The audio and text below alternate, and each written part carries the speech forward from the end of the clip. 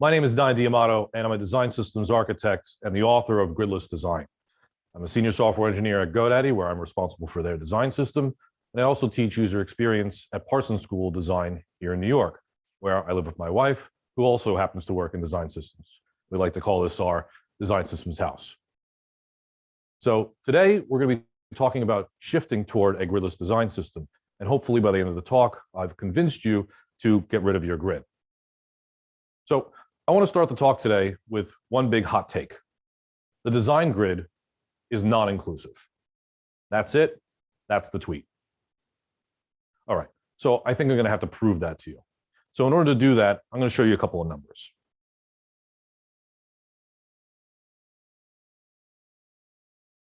The first number I want to show you is the number 4%. This is a representation of the world population that's colorblind. And that includes this guy. I'm colorblind too. So I use this number to represent how important it is for us to get the right color contrast for accessibility to allow people to actually look at the content and read it and absorb all of that we're trying to display on the web. So I appreciate this because it directly affects me. However, I argue that there's a much larger percent of the population that we aren't accounting for. 70%. This represents the number of people in the world who don't speak English. Now, I'm going to go a step further and say that the Harvard Business Review has actually done a study on this and has found that half of this number of people here believe that information in their language is more important than price. Let me say that another way. That means that half of these folks might actually pay more money for the same product if it was found in their language. That's pretty significant, right? You could be losing out on revenue just because your product isn't translatable. So let's talk about this. I'm going to create a button. And the button's going to say buy now, right? Because we have a product and we want them to buy it immediately. Put that in a button. Now, let's say we were using the design grid, and that would take a couple of columns, maybe like that, and our happy little grid. Okay, so the buttons fits nicely within one of our columns.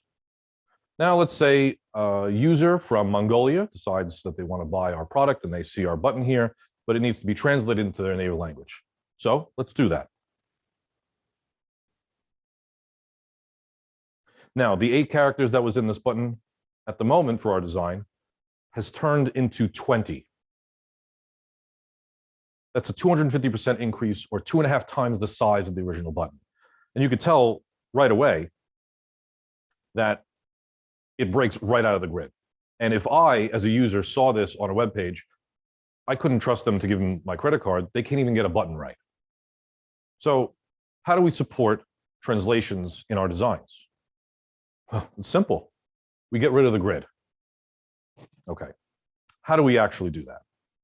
Well, we have to understand what the grid is actually providing us. And the grid is trying to provide us 2 things: layout and spacing. So we're going to talk about layout first. I'm going to create 2 representations of a page. Now, on the left, this will be a representation of the web, an HTML page, right, with code and all that kind of stuff. On the right, this will be a representation of an artboard, something like Figma or even Photoshop. Now, if I was to add a button onto a web page in code, where does it automatically wind up? Well, it winds up right here, aligned to the page, top and left.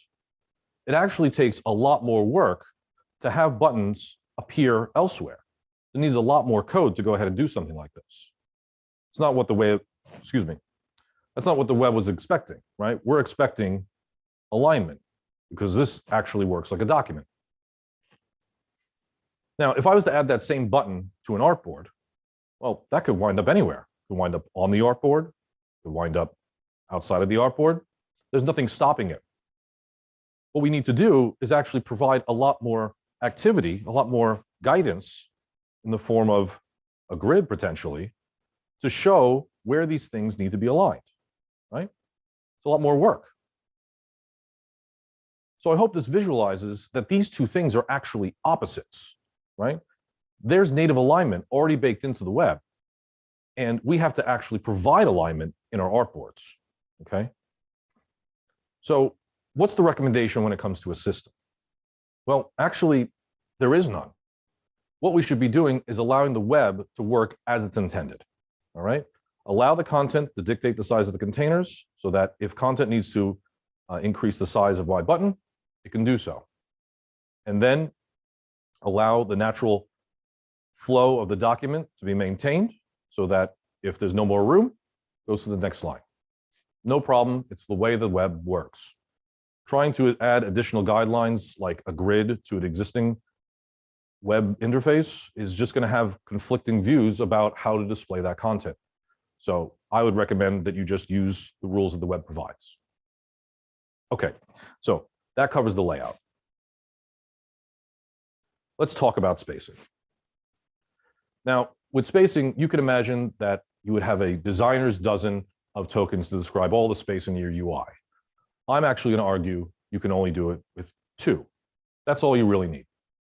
I'm going to have to, of course, explain this now. Let's start by talking about Gestalt's principles of proximity, which basically says items that are close together are more closely related than items that are more farther apart. It's a pretty simple concept. There shouldn't be anything crazy happening here. But I'm going to take one step further and talk about social relationships. Let's say that these are people. So here's a person here, another person here, and one with a big fat head right here. Now, let's say that because these two people are close, they live in the same house. Maybe they're parent or child relationship, or maybe even siblings, and they all live in the same house, okay? And then this person lives next door.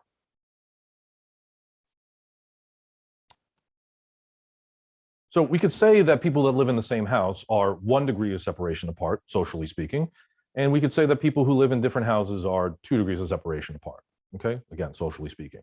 So that's a way of us identifying the relationship between folks, right?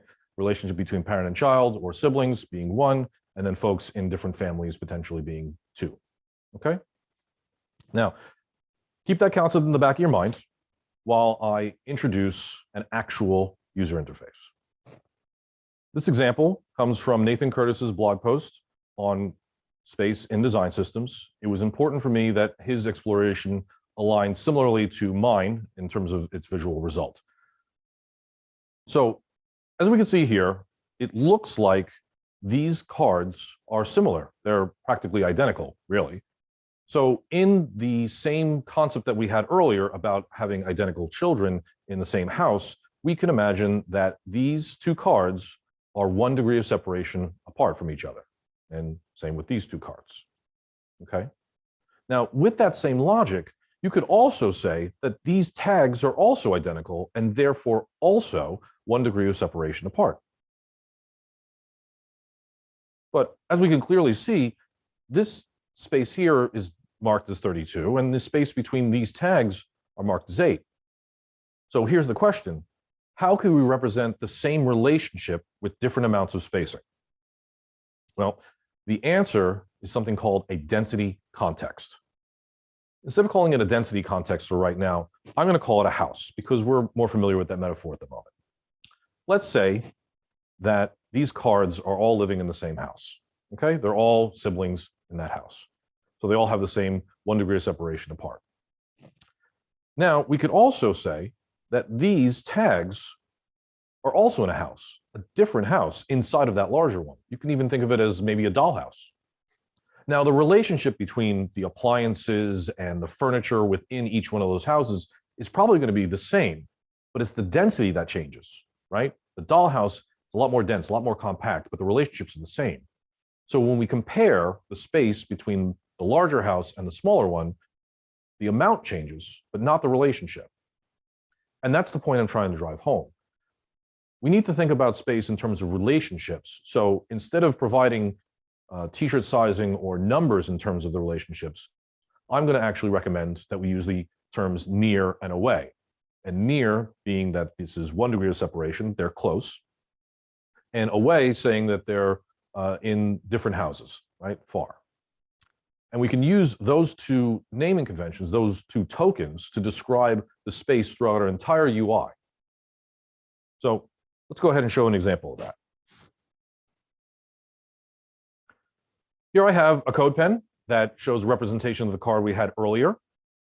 And as you can see, it has headlines, paragraph, the tags, and the button. All right.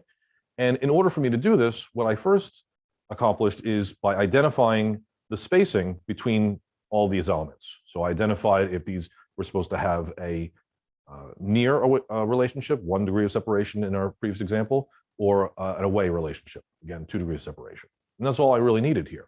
Because after I defined all those relationships, then I could define the density of each layer, right, as we go down. So you can see here, we start with the page at one particular density, then I can drop it down using this attribute that I created called density shift, because we're shifting the density down, we're becoming more dense in this area. And then finally, I have one more here that shifts it one more level down. And I do that level 3 times, right? One for the headlines, one for the tags, and one finally for the button container.